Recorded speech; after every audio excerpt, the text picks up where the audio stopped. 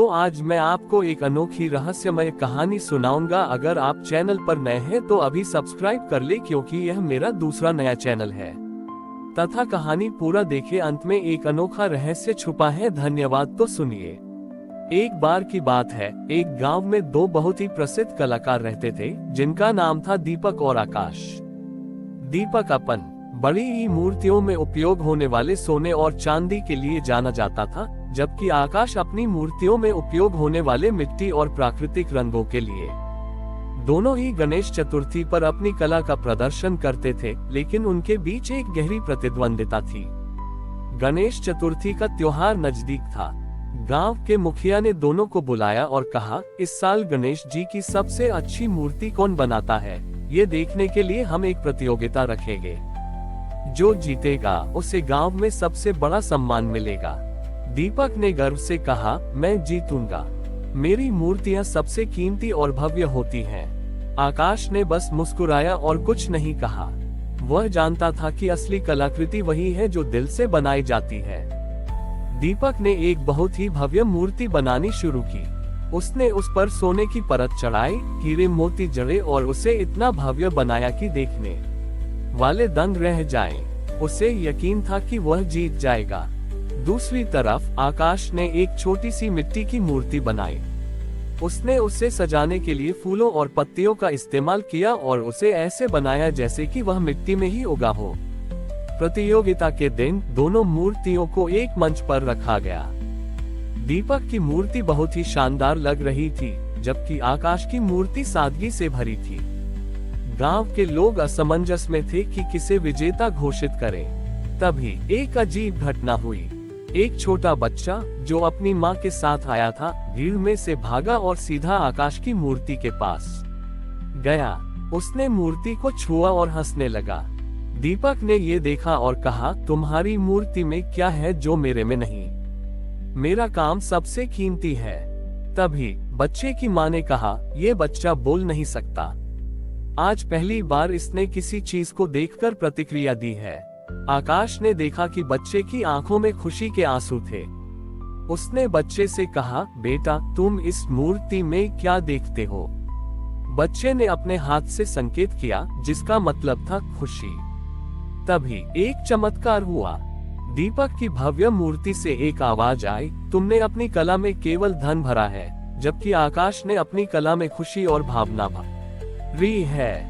मेरी असली दिव्यता तभी प्रकट होती है जब कोई मुझे प्यार और सादगी से देखता है। ये सुनकर दीपक को अपनी गलती का एहसास हुआ। उसे समझ आ गया कि कला की असली कीमत उसकी भावनाओं में होती है, न कि उसकी सामग्री में। उसने आकाश से माफी मांगी और दोनों ने मिलकर एक नई गणेश मूर्ति बनाई, जिसमें दीपक का कौशल और आकाश की सादगी थी। गांव के लोगों ने उस मूर्ति की पूजा की और उस दिन से उन्होंने सीखा कि सच्ची कला वही है जो दिल को छूती है, और सच्ची भक्ति वही है जो सादगी और प्रेम से भरी हो। उस दिन के बाद दीपक और आकाश की प्रतिद्वंदिता दोस्ती में बदल गई। उन्होंने मिलकर काम करना शुरू किया और उनकी कला में एक नया आयाम आ गया। अब उनकी मूर्तियों में न केवल कलात्मकता थी, बल्कि आत्मा भी थी। एक साल गांव में एक बहुत बड़ा सूखा पड़ा। नदियां सूख गईं, खेत बंजर हो गए और लोग खाने पीने के लिए तरसने लगे। गणेश चतुर्थी का त्योहार नजदीक था, लेकिन किसी के पास पूजा करने का मन नहीं था।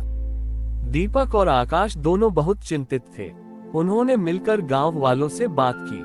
दीपक ने कहा, हमारी कला सिर्फ मूर्ति बनाने के लिए नहीं है, बल्कि लोगों को उम्मीद देने के लिए भी है। आकाश ने सुझाव दिया, हम इस बार कोई मूर्ति नहीं बनाएंगे। इसके बजाय हम सब मिलकर एक बड़ा तालाब खोदेंगे और हम उस तालाब को गणेश जी का ही रूप मानेंगे। गांव वालों को यह विचार बहुत पसंद आया। सबने मिलकर काम करना शुरू किया। बच्चों ने अपनी छोटी छोटी कुदालों से मिट्टी हटाई, जवान पुरुषों ने गहरी खुदाई की और महिलाओं ने मिट्टी को दूर तक पहुंचाया। दीपक ने अपनी कारीगरी का उपयोग कर तालाब के किनारे पत्थरों को ऐसे तराशा जैसे कि वे गणेश जी के मूषक हों। आकाश ने प्राकृतिक रंगों से तालाब के चारों ओर रंगोली बनाई। कई दिनों की कड़ी मेहनत के बाद तालाब बनकर तैयार हुआ। वह अभी भी सूखा था, लेकिन उसमें सभी की मेहनत और उम्मीद की भावना थी। गणेश चतुर्थी के दिन जब सब तालाब के पास इकट्ठा हुए तो उन्होंने देखा कि एक अद्भुत घटना हुई। अचानक आसमान में काले बादल छा गए और मूसलाधार बारिश होने लगी। सूखा तालाब कुछ ही देर में पानी से भर गया। गांव के लोग खुशी से नाचने लगे। उन्होंने महसूस किया कि गणेश जी ने उनकी प्रार्थना सुन ली थी। उसी समय गणेश जी स्वयं प्रकट हुए और उन्होंने कहा, तुम सबने मिलकर यह साबित कर दिया कि सच्ची पूजा दिखावे में नहीं बल्कि मानवता का बड़ी ही सेवा में होती है।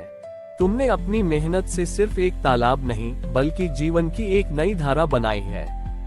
उस दिन से गांव के लोग हर साल गणेश चतुर्थी पर कोई मूर्ति नहीं बनाते थे। इसके बजाय वे मिलकर गांव की किसी न किसी समस्या का समाधान करते थे। उन्होंने सीखा कि भगवान को खुश करने का सबसे अच्छा तरीका प्रेम और भाईचारे के साथ मिलकर काम करना है। तालाब से पानी मिलने के बाद गांव में फिर से हरियाली लौट आए। खेत लहलहाने लगे और लोगों के चेहरों पर खुशी वापस आ गई। लेकिन इस चमत्कार से गांव में एक नई समस्या खड़ी हो गई। गांव के पास एक धनी राज्य था जिसके राजा का नाम था नरेश। नरेश ने सुना कि साधनापुर के गांव वालों ने अपनी मेहनत से एक सूखा तालाब भर दिया है। उसे लगा कि उस तालाब में कोई जादुई शक्ति है। राजा ने अपनी सेना को भेजा और गांव वालों से कहा, यह तालाब अब से मेरा है। तुम लोगों ने इसे बनाया है, लेकिन इसकी सारी शक्ति अब मेरे राज्य की है। गांव के लोग बहुत डर गए। उन्होंने दीपक और आकाश से मदद मांगी। आकाश ने कहा, हम राजा से बात करेंगे, शायद वे हमारी बात समझेंगे। दीपक और आकाश राजा नरेश के पास गए। उन्होंने राजा से कहा, महाराज, इस तालाब में कोई जादू नहीं है। ये तो हम सब की एकता और मेहनत का नतीजा है। अगर आप इसे हमसे छीन लेंगे तो आप सिर्फ पानी नहीं बल्कि हमारी उम्मीद और हमारी भक्ति भी छीन लेंगे। राजा नरेश ने उन पर हंसा और कहा, तुम्हारी बातों में कोई दम नहीं है। मैं इस तालाब को अपने राज्य में ले जाऊंगा और फिर इसे अपने महल में सजाऊंगा। राजा की बात सुनकर दोनों भाई निराश हो गए। वे गांव लौट आए और उन्होंने गांव वालों को सब कुछ बताया। गांव के लोग बहुत दुखी थे। वे सोच रहे थे कि अब क्या होगा। तभी गणेश चतुर्थी का त्योहार आया। गांव वालों ने तय किया कि वे राजा की धमकी से नहीं डरेंगे। वे सब मिलकर तालाब के चारों ओर इकट्ठा हुए और उन्होंने गणेश जी की स्तुति करना शुरू किया। वे कोई मूर्ति नहीं बनाए बल्कि अपनी सच्ची भावना और एकता को ही पूजा बना लिए। जब राजा नरेश अपनी सेना के साथ तालाब को ले जाने आया तो उसने देखा कि सारे गांव वाले एक दूसरे का हाथ पकड़े हुए हैं। उसने उन पर हमला करने का आदेश दिया। लेकिन जैसे ही सेना तालाब के पास पहुंची, एक चमत्कार हुआ। तालाब का पानी अचानक गायब हो गया। राजा और उसकी सेना हैरान रह गए। तभी गणेश जी स्वयं प्रकट हुए और उन्होंने राजा नरेश से कहा, राजा, तुम पानी और धन की शक्ति को जानते हो, लेकिन तुम भक्ति और एकता की शक्ति को नहीं जानते। जिस तालाब में तुम पानी देख रहे थे वह सिर्फ एक भौतिक वस्तु थी, लेकिन जब वह वालों ने अपनी एकता को ही मेरी पूजा बना लिया तो उनकी भक्ति की शक्ति ने उस पानी को अपने अंदर समा लिया। राजा को अपनी गलती का एहसास हुआ।